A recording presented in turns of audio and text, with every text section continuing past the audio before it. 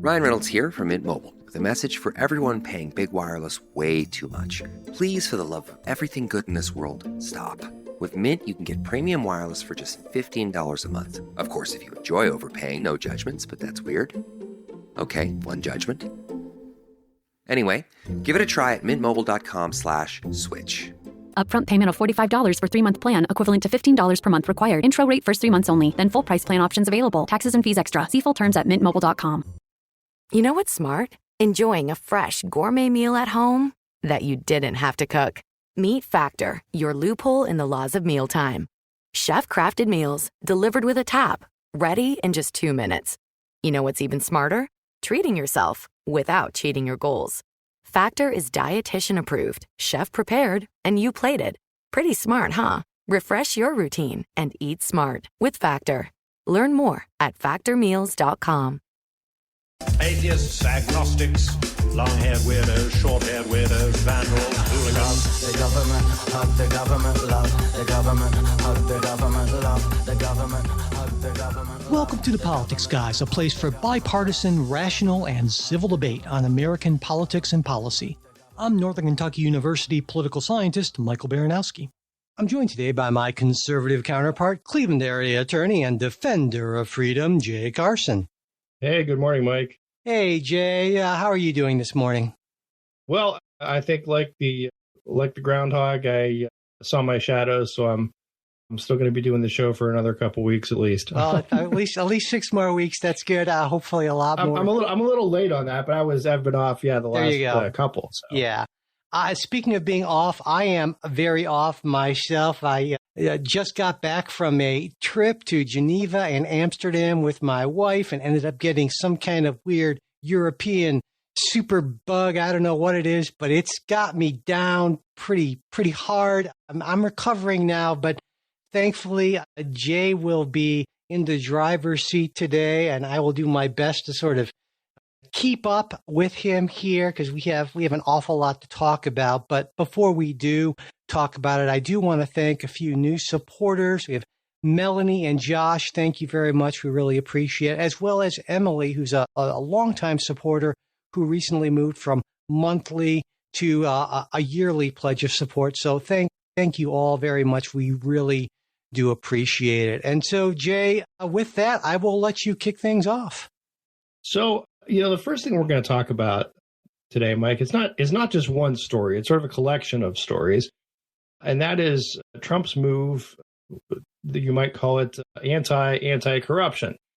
Recently, he dropped charges or ordered the Justice. I shouldn't say he dropped charges. He ordered the Justice Department to drop charges against Democratic Mayor Eric Adams on the bribery case that was pending before him. That has resulted in some drama that we'll talk about, including multiple resignations from the AUSA's office in New York and the acting district attorney or the acting USA for New York stepping down in protest. But it goes beyond that. There's also he pardoned former Democratic Governor Rod Blagojevich, issued an executive order pausing enforcement of the Foreign Corrupt Practices Act. So this is something that's unusual, right, for a president to step in and say, hey, I am ending my war on corruption. But by the same token, there's also a piece of this of Trump seeming to say or signal that he wants the Justice Department out of investigating political figures. So with that, Mike, again, that's sort of my paltry introduction. Your thoughts on this Trump, I guess we'd call it an attitude towards corruption offenses? I want to start by saying I want to separate out the Adams thing because I think that's different. There is something else there, right? Yeah, I think you're correct in that. We can. I was going to do this when we talked about that more in detail, but the Adams dropping those charges seems to be almost an explicit quid pro quo for Adams' assistance on policy matters, particularly immigration. I'm not going to say it is legally a quid pro quo yet, but gosh, It sure looks like that. Yeah. So what I thought we could do is let's start with the Adams piece, because that I think that is the. Yeah, absolutely. So it seems pretty clear to me that this is definitely anti-corruption, because I get it from Trump's standpoint. You've got the mayor of the largest city in the country essentially in your back pocket because of this dismissal of charges, but without prejudice, so they can be brought back. And it's pretty clear that this was done for political reasons. In fact, even in the letter that was written, that was written instructing the charges to be dismissed, it said this has nothing to do with the merits of the case. We just want Eric Adams on the job working to deal with immigration issues, and this would get in the way, even though Eric Adams has said multiple times in public that this is not at all getting in the way of his dealing with that. His attorney's dealing with the legal stuff, and he's focusing on this other stuff. But yeah, it seems pretty clear that the Trump administration saw a way to control New York City's mayor, and they took advantage of it. And if they can weaponize, I'll use the word weaponize, the justice system to get more control over immigration enforcement in New York City, well, that seems to me to be a decision they were more than happy to go along with. Is that your take? I would say I have maybe a little more nuanced take on it, but it's. I think you're right. It seems expressly political. That said, I think we'd acknowledge first off, as I believe in one executive, I think that Trump plainly has the authority to order that, whether it is an abuse of his power to do so, whether it is a good policy, whether it's consistent with his campaign promise to de-weaponize or get the Justice Department out of politics. I think those are separate questions. But I'd start with the premise that, yes, I think he has the authority to do this. Also, I think you look into it, and I think Trump's maybe guided by his sense of Adams' indictment, as he argues, was political in the first place. And I think there could be something to that, right? No, I disagree entirely. And I'll tell you why. Because the investigation started well before Adams said anything about Biden's policy. So the timeline makes no sense. And that's why I think this idea, and in fact, in the memo instructing this charges to be dismissed, this was raised, and the timeline is completely wrong on that. And this is just basically some sort of a fig leaf put over to cover this, and it's just flat out wrong. So my point would be, though, I think you can be both, right? I think you can be guilty of sin and still have a political prosecution. I don't think. Right? I don't know. I don't. Regardless, no. But hear me out. Regardless of the merits of the facts, right? There's still the choice, the discretion, whether to prosecute or not. And the investigation can be in the works for years, but it comes down to when is that ultimate decision to file. So I'm saying. Got it. Okay. Let me be clear here. Let me be clear. So then you're saying that it's political, even though 7 of these attorneys in Southern District of New York have now resigned, and the lead one, who was a Federalist Society member, a clerk for Justice Scalia, said that they would perhaps eventually find someone who's enough of a fool or enough of a coward to file the motion. And then one of the other attorneys said that no system of ordered liberty can allow the government to use the carrot of dismissing charges or the stick of threatening to bring them again to induce an elected official to support its policy objectives. I mean, it seems to me very clear that you can make an extraordinarily strained argument that this was a political prosecution. But I think that one has to jump through a lot of big hoops here. And the simplest explanation, the most straightforward explanation, is that Eric Adams is a corrupt guy who had charges rightfully brought against him by getting way too chummy with Erdogan and the Turkish government and accepting all sorts of favors and so forth. And that is the most straightforward thing. And so Bova and the rest of the folks at DOJ can say what they want because they can't say the truth. But that to me seems to be by far the most likely thing. And I think trying to make some very strained case that this was political on behalf of the Biden Department of Justice really is a deflection from what's really going on here. And if it weren't the case, then so many of these conservative attorneys in this office would not have resigned. And this is, I think, I agree, it's certainly within the president's authority, but I also think ethically it's a travesty. So I don't think you're hearing what I'm saying. Wouldn't be the first time. No, sure. Like I said, I think you can be guilty as sin, right? And it could be right to prosecute you, and the prosecution, the genesis of it, can still have a piece of politics in it. I would say it's impossible to say we're going to, decide to prosecute the mayor of America's largest city without there being political considerations in it. And that at the end of the day, those it's the Biden Justice Department that did that. I'm not saying that's a wrong decision. I'm not saying it's not a decision on the merits. I'm saying it can be both, because I can point to a number of instances in administrations where you can have people who are guilty of sin, but the decision is made not to prosecute, and those are inherently political decisions. Okay, that's what I'm saying. I'm not saying that somehow Adams is an innocent victim. Far from it. What I'm saying is this is, of a piece of this. Sure. The reason the charges are there for Trump to order to be dismissed now are because the Biden administration brought them in the first place. Right. But now, again, that they may be fully justified in having done so, but.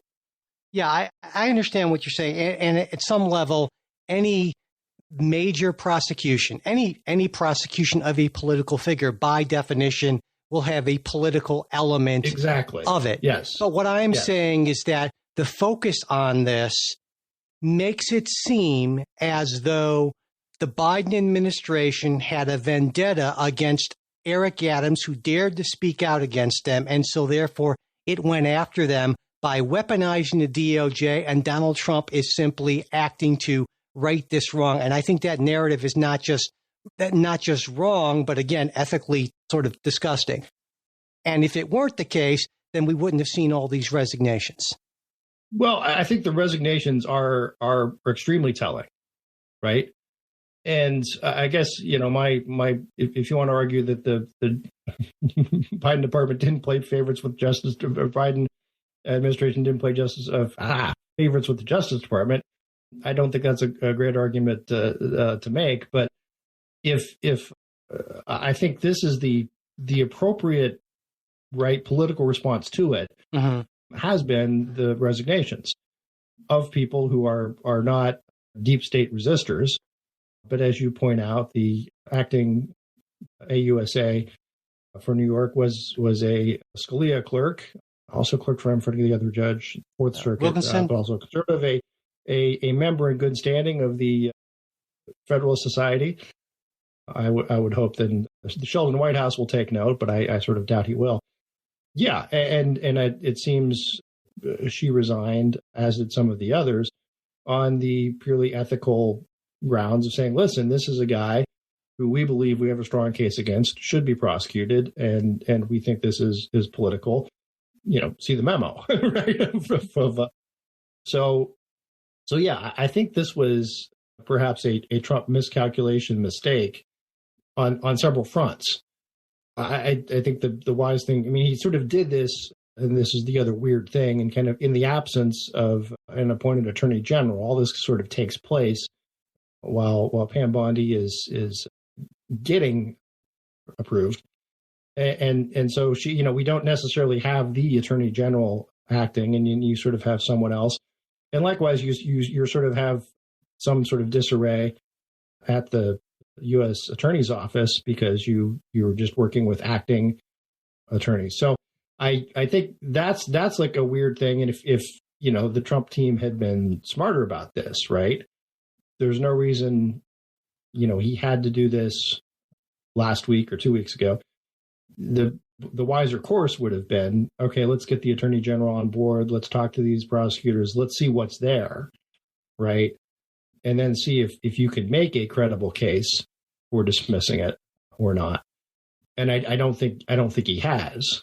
And so, yeah. And now I would think that even in terms of their policy objectives, it looks like they may end up getting nothing because New York's governor has the option, and I wouldn't be surprised if she exercised the option to remove Adams from office. And so therefore you kind of lose all of your in that you had with Adams, because even if he were being prosecuted, there'd still be that, angling for a pardon sort of thing, which pretty clearly Adams was do. That's what you do now when you're a disgraced convicted lawmaker, whether it's Bob Menendez or Rob Blagojevich or someone like that. You suck up to Donald Trump and say, listen, Mr. President, what did I do that was so wrong? And honestly, on one level, I believe that Donald Trump doesn't see this as being like it's wrong, it's illegal, but it's not wrong in that, what's wrong with wetting your beak a little bit, as they say, right? I mean, a little bit of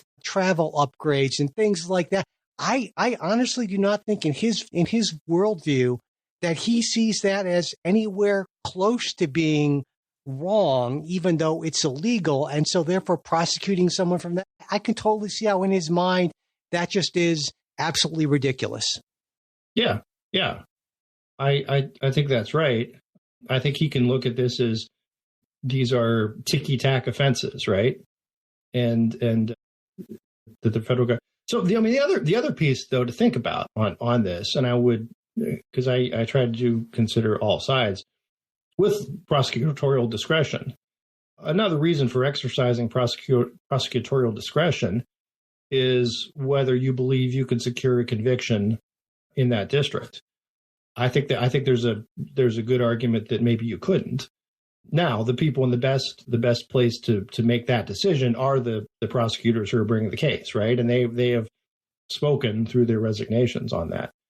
But I do think there's. Yeah. I was going to say I do think there's something to that, right? And that there's certainly a history of that happening before, of the Justice Department exercising prosecutorial discretion, partly at least on the basis of, look, we're never going to convict this person in front of a jury in this place. And if in the memo it hadn't explicitly they hadn't explicitly stated, DOJ, that the Assistant Attorney General saying that, we haven't even considered the case. We're not looking at the merits of this even a little bit. Yeah, so that, I mean, and like you said, the fact that the people on the ground seem to think they had a very strong case, and not only that, there's also argument of, if you go after the king, you best not miss in this instance. I would think that if it gets to the point of indicting a sitting mayor of New York City, then you want to make really sure that you have a strong case. And this was, by all accounts, by everyone who has any involvement with it and the most involvement with it, a very strong case against this guy. And the only bright side to this is it seems very likely that Eric Adams' political career is over. And thank God for that, because he seems like a craven, corrupt sort of guy, and good riddance to him. Okay. So what are your thoughts, though, on the other pieces of what we talked about? Yeah, that are more general, and I could say, let me phrase the question this way: Is there a benefit?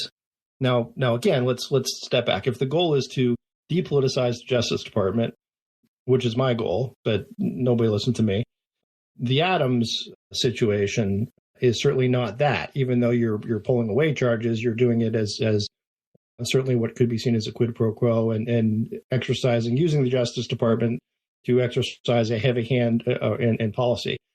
In this case, rather than punishing enemies, rewarding friends or incentivizing friends. Both are equally an abuse of power, I would say. But on the other side, there is are we at some point better off prosecuting fewer politicians? Is it better that some guilty people go free, but there's less chance of weaponization than the alternative? I guess that's the way I'm phrasing the question to you. I guess I'll sort of reject the way you've structured or the premise in that, because I don't think it's this sort of either or sort of thing. I think what we need is a Justice Department that has a high degree of integrity, and that starts, of course, at the top. And if the people at the top are making it very clear that these investigations and prosecutions will take place when there is sufficient evidence. And sufficient evidence is sufficient evidence, whether we're talking about the mayor of New York City or you or me or anyone else. And I would hope that that standard would be, in fact, I think you can make a case that the standard should be even higher for public officials. And I certainly would like to hold public officials to a higher standard. The standard of their conduct or the standards for bringing a prosecution?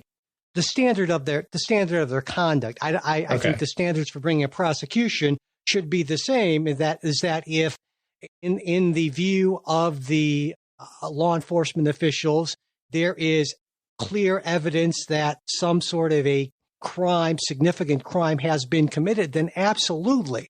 Because I think in both ways it sends a message. You're certainly right that we don't want to use the Justice Department to go after political enemies, but we also don't want to send a message saying, hey, you know what? Because you're a politician, we're going to play hands off. And it's very easy, given the fact that so many of the people involved in these positions are, of course, political figures, that you could develop a system where it's just saying, you know what, we don't go after our own.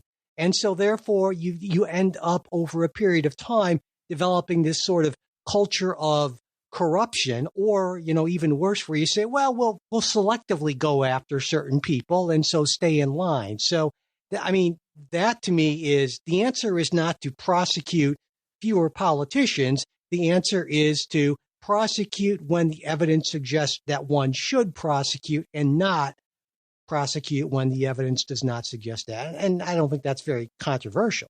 It shouldn't be, I don't. No, it shouldn't be, I guess. Yeah, there's a question between investigate and prosecute. My thinking on this, I think the other piece we get into is the gravity of the crime alleged.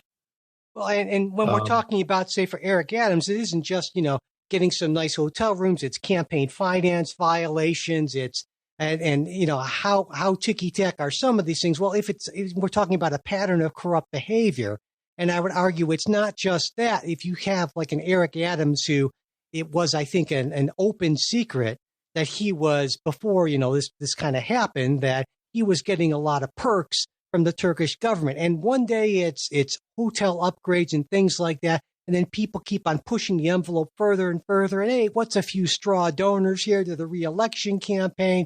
And that once you start to accept a pattern of low-level corruption or medium-level corruption, that's a cancer that can really grow. And so I would argue that in some level that you might want to be more concerned about that when it happens with elected officials than when it happens in the private sector. No, I would tend to agree, because the private sector, for the most part, has a lot of its own civil remedies, right? And so. And I guess, but more broadly, I want to pull back more broadly, because I think there's actually, weirdly enough, I think there is a case to be made for at least one piece of what President Trump is sort of doing here. And that's, you mentioned the pausing enforcement of the FCPA. And when he did that, he said, it's going to mean a lot more business for America. And there's an argument here, and there's a not bad argument here. And I think is that it really strict enforcement of this sort of hamstrings U.S. companies that are competing for business in various overseas locations where, for better or for worse, a certain level of corruption, low-level corruption, or even medium-level corruption is the cost of doing business. And so do you want to deny maybe perhaps billions of dollars of U.S. business that maybe goes to Chinese or other firms because these businesses are so concerned about getting prosecuted under these statutes? And that's a judgment call. And again, this was a pause. And I think that's not unreasonable. I can see the case for that sort of thing. But then again, of course, you can go too far on that. And that to me, though, goes back to Donald Trump's sort of, my sense of his mindset is that, and this is an argument that's made before by plenty of folks, that Jonah Goldberg loves to make it, among other folks, of Donald Trump sort of sees himself in sort of mob boss kind of terms, and that, hey, your people should be wetting their beak a little bit, and this is just how you grease the wheels, and we don't need to worry about this as long as it doesn't get out of hand, sort of thing. And I'm deeply uncomfortable with that. But if that's sort of your worldview, and that's, I mean, hell, he came up in the world of New York real estate commercial. To some extent, in some places, isn't that how the world works? Yeah, exactly. And Donald Trump came up in the world of New York commercial real estate. And so that is how his world works. And I totally get that worldview, even if I have a serious problem with it. Shopping is hard, right? But there's a better way. Stitch Fix online personal styling makes it easy. I just give my stylist my size, style, and budget preferences. I order boxes when I want and how I want. No subscription required. And she sends just for me pieces, plus outfit recommendations and styling tips. I keep what I love and send back the rest. It's so easy. Personal styling for everyone. Get started today at stitchfix.com/Spotify. That's stitchfix.com/Spotify. So is there a level of hypocrisy then between the idea of prosecuting Eric Adams doing business with the Turks, who may live in that other world of, hey, this is the way you do business? As well, yeah, it would be one thing. The phrase in Youngstown, and this was pretty funny. Someone who was in the USA's office told me that, this story from a deposition is that, one hand washes the other, which is sort of what I grew up hearing. And yes, it even shows up in the court transcripts. But that is the worldview. That is the way of doing business. Are we then, I guess that's. Well, that to me, yeah, I hear what you're saying. Not a defense of, hey, I'm just trying to open up doors for American companies. Yeah.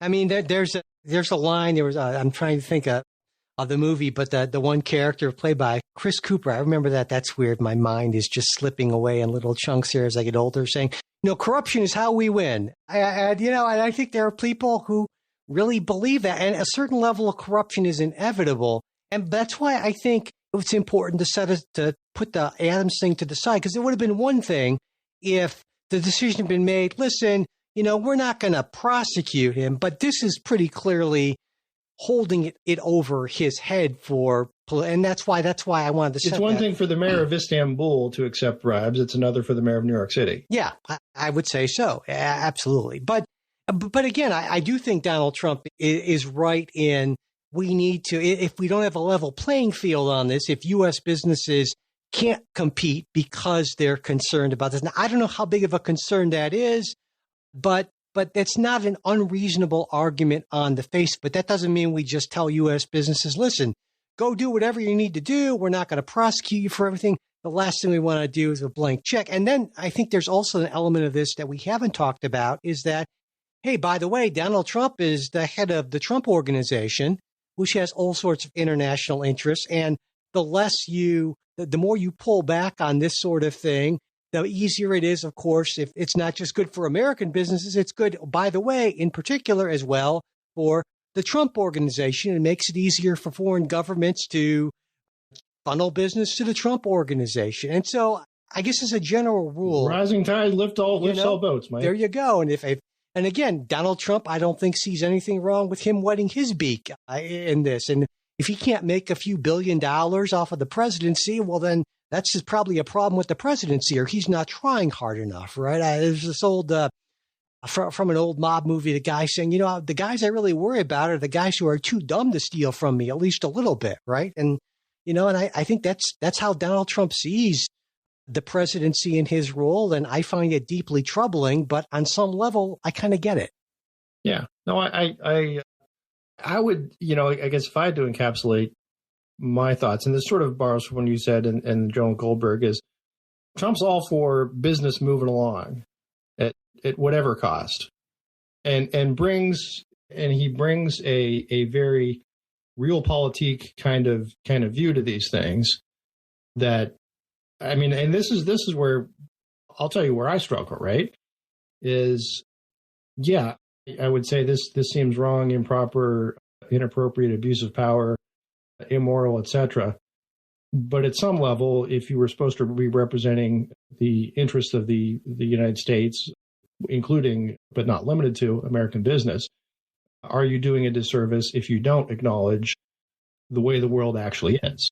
But, and I'll say another piece of this to me is that I'm particularly concerned about public corruption when it happens at the state and local level, because with the demise of so much state and local level media, there are a lot fewer eyes watching a lot of these things that go on. And so when you have somebody like a Rod Blagojevich saying, and one of the big things he was prosecuted on was essentially trying to sell the Senate seat that opened up when Barack Obama became president, when he said, this is just a effing golden opportunity and I'd be a fool not to take advantage of it, that sort of thing. And at the federal level, there are a lot more eyes on these things. But if we're just essentially dismantling in some ways public integrity investigations when it comes to things like local offices, mayoral offices and city halls and state capitals, then I think the opportunities for corruption are immense. And I say this, having talked to some people in these positions saying that, now that the media is only a ghost of what it was at those levels, the stuff that's going on is just absolutely staggering. And I don't think people have any real sense of how much that's increased because, of course, the media is not there to report it in the same way they were 20, 30 years ago. I know how much. Well, yeah. I mean, some people. I might disagree with you on the media bit. Just to bring to example, Jimmy DeMora, a county commissioner of Cuyahoga County, who had his sentence commuted under Joe Biden. It was sort of common knowledge that this guy was an absolute crook and was doing all this crooked stuff for years and years and years. But the local media did not hesitate to endorse him year in and year out. And it was because, hey, he's the Democratic machine and that's what we do. And then they sort of changed their tune, but they didn't change their tune until the feds showed up. Right. And then my point is, I think I lost, and as a lot of other people did, lost a lot of trust in local media because that's how they were handling these things. And I understand the demise of local media is due to a whole zillion things like the internet and ad revenue and people wanting to pay for news and attention spans and all that sort of thing. But I think part of it also goes to, were they doing their job in the first place? But that's sort of a conversation for another show. Yeah, I'd have some disagreements, but yeah, I think you're right. That kind of takes us a little bit far afield. But one last thing that I want to throw in, because I've been out of the loop the last couple of weeks, and it relates a little bit to this, is U.S. aid. For years and years, U.S. aid was seen as, and look, I'm as a sort of realpolitik Cold Warrior, it served a great purpose in funding foreign corruption, right? And there was the idea, and it's again not a bad idea, but that it's a whole lot cheaper and more cost effective to pay bribes than to fund a revolution. So this is we used U.S. aid funds for years and years to fund all sorts of corrupt nonsense from all sorts of little tin pot dictators who it was just easier to buy them off than do it through a show of military force or overthrow their government or something like that. So again, I'm just raising that to point out there's some irony in that. Look, we do understand this is the way the world works in some circumstances, and it's a strange thing of the Trump administration is cutting back on some of this funding, but at the same time cutting back, not enforcing the FCPA. Well, it's strange on one level and not on another, because I think that kind of fits with the whole sort of MAGA worldview and this there's this public perception that we're just giving away just immense sums in foreign aid, which, as you know, as people who study this at all know, that's simply not the case. But it looks good, right? Saying that, well, part of America First is not giving away money to these folks. And honestly, I believe, without getting too sort of conspiracy theory-ish about it, that there are plenty of slush funds here and there and everywhere that if we want to pay some bribes and do some things like that to make stuff happen, I am sure there are more than enough coffers that we can kind of go to. Yeah. So yeah. So moving on to our next topic. And again, this is more of a topic than a story in and of itself. Following the flurry of executive orders from Donald Trump and relating to things like USAID, empowerment of DOJ actions, and numerous other executive actions, which is exactly what he promised, coupled with some things like a tweet from J.D. Vance saying that the courts really had no role in telling generals how to fight a war or in telling district attorneys how to exercise their discretion. There has been a resultant flurry of activity in the blogosphere, in the press, and especially on the left, sounding the alarm over a constitutional crisis. And are we at that moment when Donald Trump is essentially taking over?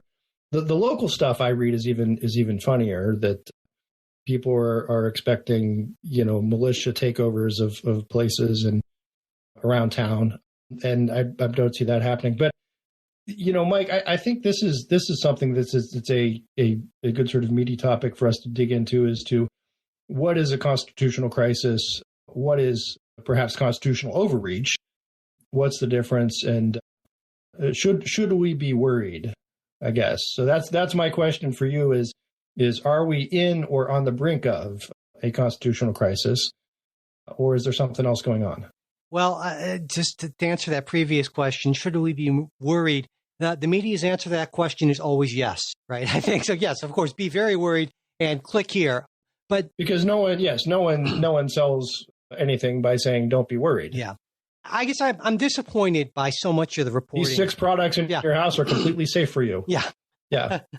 I'm so disappointed by so much of the reporting on this. And even, they've eminent constitutional scholars who are making this case. The case that I've been hearing is that, well, we're in or close to a constitutional crisis because Donald Trump is flooding the zone with illegal actions, illegal activities, and the courts simply can't keep up. Now, I would argue that is just a weird idea and simply not true. At my last count, there are something like 18 rulings that have temporarily halted various administrative initiatives. The idea that no one knows about these things. I mean, they're public orders and actions, and with just about literally every one of them, there has been a lawsuit. And honestly, if you cannot find a judge to issue a nationwide injunction on anything, you're not really doing your job as an attorney, I would argue. Not trying hard enough. Yeah, they're everywhere. So here's my take. There are sort of 3 categories of things that Donald Trump is doing or has done. There are, number one, things that are clearly within the scope of legitimate presidential power, but that I and plenty of other people on the left don't like. So legal but icky, right, or bad, whatever. Second, there are things that could go either way. It's like, well, is this exactly legal? Well, I don't know. Maybe, maybe not. You can make a case. And then third, there are things that aren't currently legal, but that the administration does to sort of tee up a test case for the court. The 2 big examples of this would be birthright citizenship and impoundment authority. They pretty clearly think, so it's not, to me, and I think to any reasonable person, well, to them, everyone's going to say, well, you're saying I'm not reasonable. I don't want to say that. But to me, a constitutional crisis only exists when there is open defiance of the law as laid down by the court. So, for example, I would argue that the last actual constitutional crisis we had was in the wake of Brown versus Board of Education, when Arkansas's governor said, not going to do it. I'm calling out the National Guard. We're not going to let black kids go to Central High School in Little Rock. And then President Eisenhower says, okay, fine. I'm sending in the 101st Airborne, and those kids are going to that school. That was a constitutional crisis. This is so far from that it's just, and if we're talking about the last time a president openly defied the court, I think that was Lincoln as ex parte Merriman, 1861, where the court said, hey, you can't suspend habeas corpus. And Lincoln said, well, I'm doing it. So there's a war on. Yeah. And so this is not a constitutional crisis. Donald Trump's doing plenty of stuff I don't like. And plenty of the things that he does have been halted and I think will be upheld or so will be overturned on the merits. But this is how the system is supposed to work. Presidents test the limits of this. I mean, we can look back at, at President Biden when the Supreme Court said, hey, you can't do complete sweeping student loan relief. He said, the Supreme Court blocked it, but that didn't stop me. And so he found ways. Was that a constitutional crisis? Most of us on the left would say absolutely not. Was it a constitutional crisis when Joe Biden said the Equal Rights Amendment is the law of the land now? It's the 28th Amendment to the Constitution now? It was more just puzzling. No, yeah, we only have 3 days left in his term. I mean, was it a constitutional crisis when President Obama said, I think prosecutorial discretion means we can just decline to prosecute an entire class of people, the children of immigrants, illegal immigrants? Well, to those of us on the left, absolutely not. But to plenty of people on the right, it certainly was. And I would argue that both the left and the right are misusing the term, because whatever is going on now, it's not a constitutional crisis. That's my take. Yeah. That's why I threw out the term constitutional overreach, right? Because I think there are certainly things where you can say, hey, this seems not constitutional. You are exceeding your authority. And then you turn to the courts to slap them down, right? And I think you're right. The crisis arises if it tends to be the executive. I suppose it doesn't always have to be the executive. Would say, no, I'm just not doing it. I guess the other big example of constitutional crises was the Andrew Jackson presidency, who just did sort of what he wanted, and so there. I would tend to agree with that this is not a crisis. It's perhaps a lot of activity. And in terms of like the flooding of the zone and being able to keep up, there was a certain irony in one of these cases, and it's slipping my mind now which one it was. But the injunction was granted in part because the Trump team didn't file a response brief.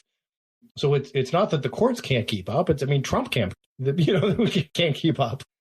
And look, there's something to that in terms of, I see it a lot of times with liberal groups or Democratic state attorney generals flooding the zone as well, right? Because you only have one Justice Department sort of handling all these, whereas it's a much more of a coalition across the board. So, but yeah, I guess this is the other thing of, you can go into court and argue all sorts of things that may be wrong, and in the court, will take, and that doesn't provoke a crisis. The court can consider those arguments and decide yay or nay.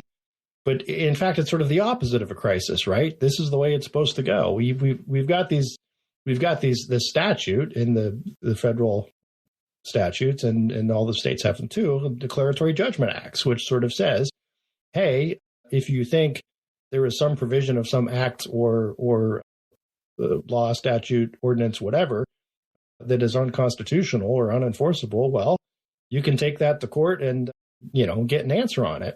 I mean, there's other standing things you got to meet and so forth, but this is sort of this is the way the system is designed to work.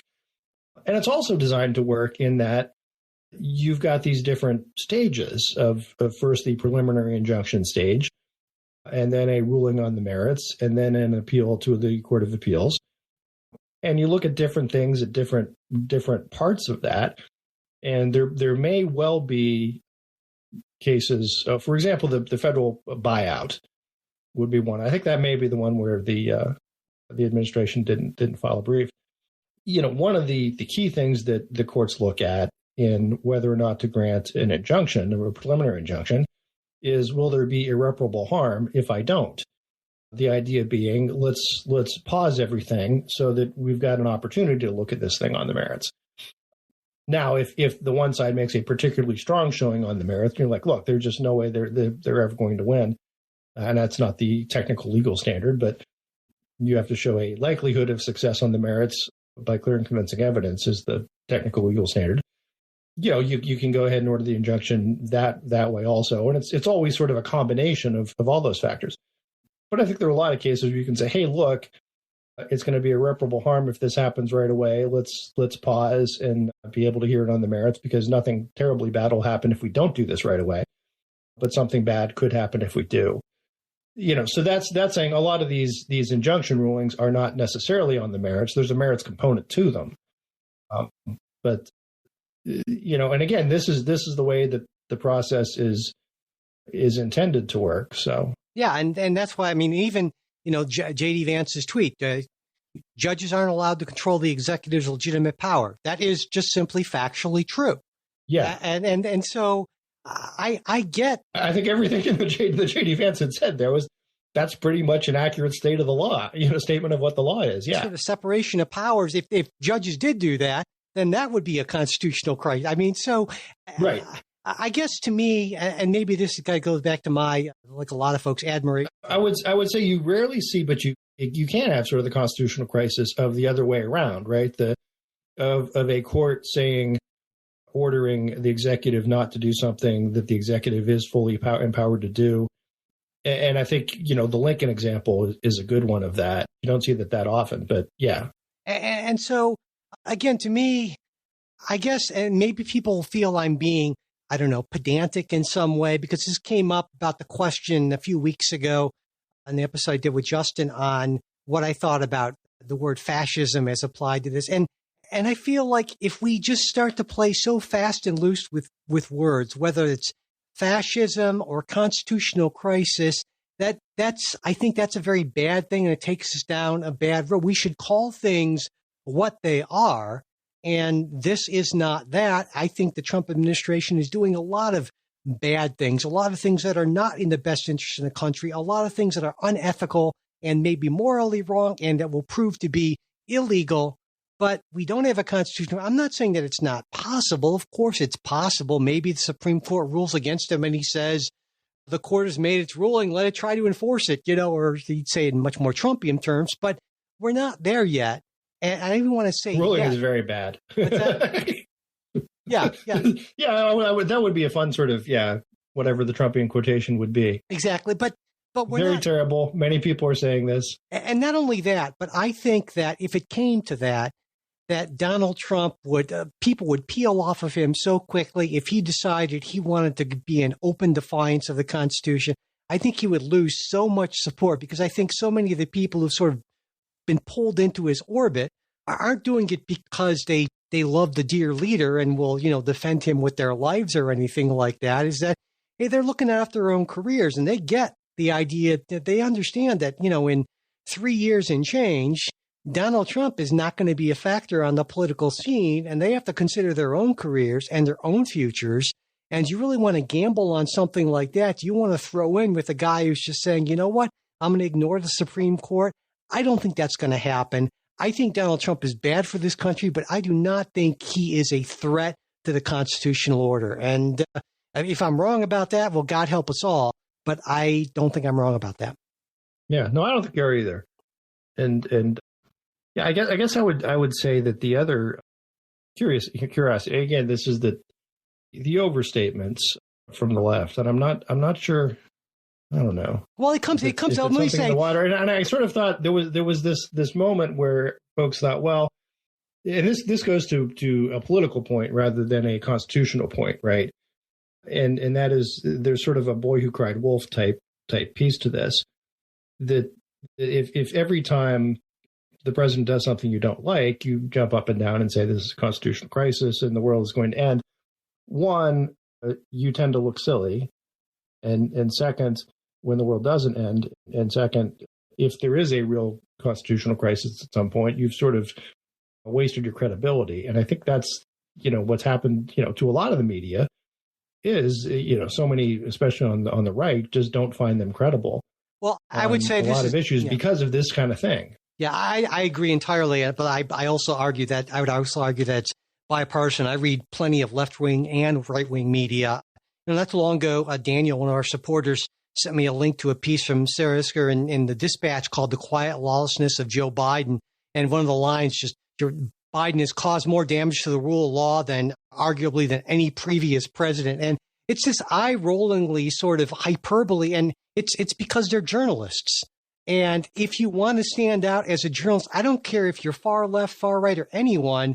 If you just say, you know what, hey, there's some stuff that's not so great. It's not that's not clickable. That's not going to go viral on social media. But if you say constitutional crisis or Joe Biden is the most lawless president ever, that's just that's almost like sort of a career imperative. If you're a journalist and you want to get heard out of the cacophony of stuff going on now, you have to say ridiculous things like that. And I think you're absolutely right that the danger of this is then if truly horrific things do happen, then a bunch of people aren't going to believe it. Just, it's just the media being the media. And I don't blame any individual reporter. I get why they're doing what they're doing, but it's a systemic problem that could potentially have some pretty awful consequence if we do get to a point when we do have a real constitutional crisis.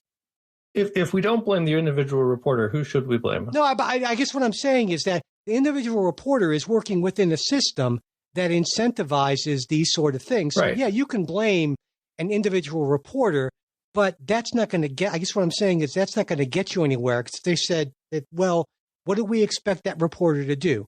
Well, I expect them to write sort of very moderate kind of copy that won't get any views. And so then they will get assigned to different stories, or they won't get, their contract renewed or a raise or something like that. If we have set up an entire, if we are in an entire media ecosystem where that is what one has to do to make a career, well, then we're going to get that sort of thing. Just why in some sense, I don't blame Donald Trump for being Donald Trump. I blame a system that created the possibility of Donald Trump being president, not just once, but twice. And so, yeah, you see what I'm saying? Yeah, no, I think I do. I mean, my question was sort of if there is an antidote to the what's called the like Chicken Little phenomenon, right? Where does it start? Is it journalism schools? Is it no the media companies? Is it where? I guess that's my. I don't think, because I just think it's a little funny because the Dispatch is sort of one of the more moderate voices on the right, and was sort of founded to be sort of one of the more moderate voices on the right. And generally speaking, I think they're really good at that. I guess more generally, I'd say that you can have outlets like that. I think we're very much like that, but there's a reason why. Look where it's gotten us. Yeah, exactly. There's a reason why we're never going to be more than a niche podcast. There's a reason why the Dispatch is never going to be Fox News. And it's just simply, while we can maybe find a little place for ourselves in that ecosystem, it's just very much against what one needs to do to become very successful in this world. And so I don't think there's a solution. It's not about journalism.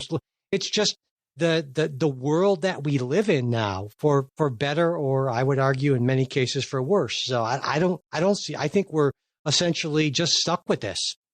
I think you could be right, and I would say that there might have been a time, but it's almost an aberration, right, in the history of journalism. This sort of brief shining moment type thing, sort of mid-century, where you had this idea of journalism as a profession, as just reporting the facts with this code of ethics and so forth, and maybe this is kind of just reverting to the mean. Although I would say more than that, just simply because of how people get their news, it's very different from how it was before that kind of mid-century. Yeah. It's even more so because of the medium. Hey, Jay, I was wondering if before we end, I was wondering if we could talk a little bit about the confirmation votes and Mitch McConnell. What do you think? Well, yeah, absolutely. So we had confirmation votes, most notably Tulsi Gabbard last week, with a no vote from Mitch McConnell, which is unusual to have the caucus leader vote against his entire caucus, but yet there it was. And McConnell's reason for voting no was that he believed she had shown alarmingly poor judgment in a number of circumstances. And between you and me, it's difficult to argue that she hasn't perhaps shown alarmingly poor judgment in some circumstances. But that's sort of a departure. Nevertheless, she had the votes, and we'll move on to be the Director of National Intelligence. The other vote. Now, again, this is sort of happened when I was out of commission the last couple of weeks, Pete Hegseth being confirmed as Secretary of Defense, which again, there was a period where it seemed in jeopardy due to his personal problems, as well as just I think a general lack of experience in managing that large of an organization, that complex of an organization.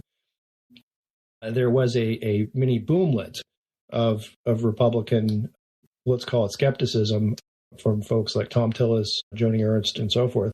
But after some aggressive lobbying from the administration, he got the votes as well. Now, in that case, you had to have Vice President J.D. Vance come in and break the tie. But still, President Trump is getting the cabinet that he asked for, and also including that, then RFK Jr., who bewilderingly, right, has taken positions that would seem to be at odds with what many Republicans have believed for decades, and sometimes seem to be at odds with reality. So, I guess that with that said, what are your thoughts on Trump sort of getting the cabinet he asked for? Well, I of course, that was my prediction, and I'll pat myself on the back here, give myself a victory lap. But I guess I'll start with Gabbard with a 52-48 vote. To me, the very fact that there would be anywhere close to a close vote for a DNI is a huge problem. Of the eight DNIs that we've had, directors of national intelligence, the first 4 were confirmed by a voice vote. 2 had over 80 votes in favor, and only Gabbard and John Ratcliffe were close. And in both cases, they were these kind of outspoken Trump loyalists, former members of Congress with no deep experience in intelligence. And these, to me, were 2 bad choices by Donald Trump. You don't want your director. I don't think you want your director of national intelligence to be someone that hardly anyone in the general public knows or should know. This should right. And we talked about this before at one point. That's sort of the different thing. Typically, these are people who are insiders, lifers in whatever agencies.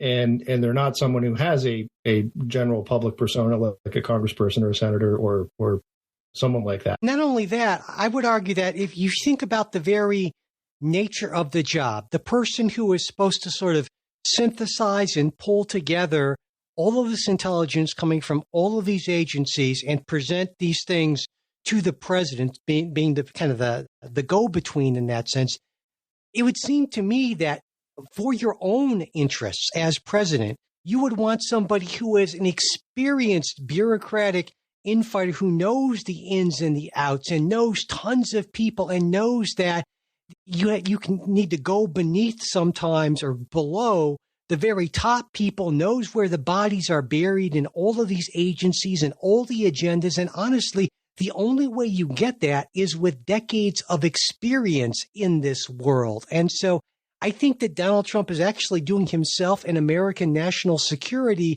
a huge disservice first with Ratcliffe in his first term and now with Gabbard. And so I think it's just a dumb decision. She wouldn't have been my first pick. I think Trump saw the need to pick someone who was nominally a Democrat. And I think there's that. And I think there's a general distrust that Trump has of anyone coming out of that intelligence establishment, rightly or wrongly. And I think I could point to a couple examples of why he might be right in believing having that distrust. But I mean, I do think you're right in terms of having the deep agency and knowing who the players are and where the bodies are buried, that sort of thing. I don't know that Tulsi Gabbard doesn't have some of that. Oh, sure, some. Right? Yeah, I agree. Yeah, but so it's not like she's it's not like you took like a Mike Huckabee or something like that. The former governor of Arkansas, and home will make him. And there is always, this was the argument that was brought up with Hegseth too about, listen, yeah, but we're going to have a really, really sharp deputies under him or her. And, we'll have this other person who's going to be sort of the Trumpian figurehead to go on the Sunday morning shows and so forth. And it might be a good argument to make sometimes that someone who has been in politics in the political field in front of the camera is better at messaging. I think that's a good argument for a lot of these positions. But if you're DNI, you should not be in front of the cameras. You should not be. Well, they do. Yeah, the whole idea is you ought to keep sort of a low profile. Yes, exactly. And not only that, I would argue that the way these positions work is that if you want to get the best possible intelligence from your people working in the agencies, because it's not like the DNI is on the ground deciphering stuff. Those people need to trust you. And if they think you're somebody who can't be trusted, and, maybe picking somebody who, just a few years ago, by the way, was running for president as a Democrat, maybe that's the sort of person who doesn't necessarily inspire a lot of trust in subordinates. And so therefore, I think she is, for so many reasons, such a uniquely bad choice for this. So that's why, particularly for this position, I think it's just a bad call. Okay. I would say I don't disagree. I think if you wanted Tulsi Gabbard on the cabinet, there could have been other places he could have put her. Yeah, the standard thing, transportation secretary, something like that. There's always a somewhere, right? But on the RFK thing, RFK, if you put the vaccine stuff aside, which obviously is a huge thing to put aside, and certainly Mitch McConnell couldn't put it aside. In fact, in his statement voting against him, he said, I survived polio and I'm not okay with this guy who he said, I will not condone the relitigation of proven cures, that sort of thing. That to me that was more to me than enough of a red flag to make him unqualified for this position. But also, as you point out, RFK is so focused on this food additives, environmental contaminants. He's so anti-industry on this. I mean, he said, I hate it. That's what I'm saying. He said, I'm not going to let the food industry and the pharmaceutical industry run healthcare anymore. We're going to turn health policy over to the people actually concerned with public health. He's called the FDA corrupt. There's this long history of accusations of regulatory capture of the FDA, which kind of makes sense because, by the way, nearly half the FDA's budget comes from what are called user fees. In other words, if you are a drug company and you want a drug approved, you pay the FDA based on this kind of schedule for them to run the tests. And this is problematic for a lot of reasons, essentially. But yeah, if you are a Republican, for so many reasons, RFK Jr. in this position makes no sense whatsoever unless you're saying, well, this is just Trump rewarding this kind of transactional sort of thing, which of course is, to my mind, exactly what this is. Well, I think it's two things. I think it's Trump rewarding the transactional nature of this. And I also think it is a middle finger to what, much as Tulsi Gabbard would be to the intelligence community, to the health community, the Anthony Fauci's of the world. And I think that is maybe the message more than anything in particular of RFK's views. But hey, he is sort of the, let's call him the anti-Fauci on these sort of things, and sending a message to the establishment, right? That, hey, you are not really in charge anymore. Now, I think they may still be in charge. And I think also, as one of the shows Justin and I did, we said there's a certain advantage to RFK being approved for everybody. Trump gets his secretary. The Democrats get someone who will predictably say something goofy at least a couple times a month. And, it may be that they part ways before too long. But I don't think it matters that much either way. I actually think that there's the potential for some good to come out of this nomination, because assuming that he doesn't do the anti-vax stuff that a lot of folks, I think, are rightly concerned that he will do, some of the other stuff that he's been saying for a long time, this is standard progressive, you go kind of stuff, right? The stuff about food additives and the stuff about the FDA being in the pockets of big pharma and all that. There's a lot there. When I think about some of these things, I'm like, yeah, we could really use, I would argue, if RFK Jr. being in charge of HHS results in the FDA making some significant changes, for instance, to how it structures user fees, that in ways that could actually help with drug development and kind of break what I see as kind of a monopoly from some of the big pharma companies on this, I think that could be potentially a net positive for public health. Now, maybe I'm being wildly optimistic. I probably am, but I'm hoping that at least some good can come out of this because for years, obviously, RFK Jr. was a progressive darling, and I think rightly so for a lot of reasons. Yeah. Well, and for all those reasons, that's what that's what scares the hell out of me. Yeah, exactly. Yeah. on that. That said, like I said, it's very much what you pointed out. That's a very much populist attitude, right? And I think that sort of shows through that there is this overlap on the populist fringes between right and left. I'm very much for a healthy skepticism of big corporations, just as I am of big government. But I find RFK to be still too conspiratorial and too much Bernie Sanders for my taste. I'm with you there. Maybe we shall see. No, I'm with you there. I'm certainly trying to put lipstick on this pig, as they say. But I hope I'm right on that. But I expect that I won't be. So well, with that, I think we should probably close. And so, hey, if there was anything that Jay and I talked about that you disagreed with, you think we're insane, or that we were unclear about, or just want to get something off your chest, you can do that in so many ways. We have our email, mail@politicguys.com. There's Facebook and X. We always put links in the show notes. There's also our Discord discussion forum for supporters. I'm on that all the time, all kinds of stuff going on there. And of course, when you become a supporter, you get all kinds of good stuff, ad-free versions of everything we release.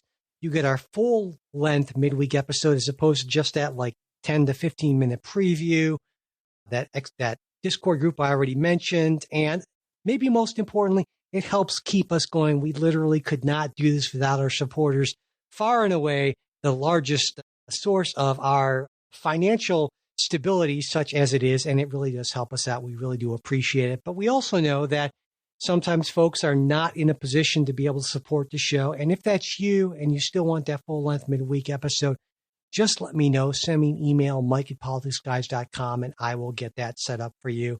And also, it really does help us out with the algorithms and all that. If you can like us in your, support us in your subscribe. I know the word. My God, like I said, I'm sick. If you can subscribe in your podcast app, if you can make sure you review and rate us, that really does help out a ton, and we greatly, greatly appreciate it. And finally, as always, I want to send out a very special thanks to our wonderful executive producers. They are Wilma Moreno, Daniel Toe, Ryan Beasley, and Don Oglesby. We'll be back with a new episode for you next week. We hope you'll join us.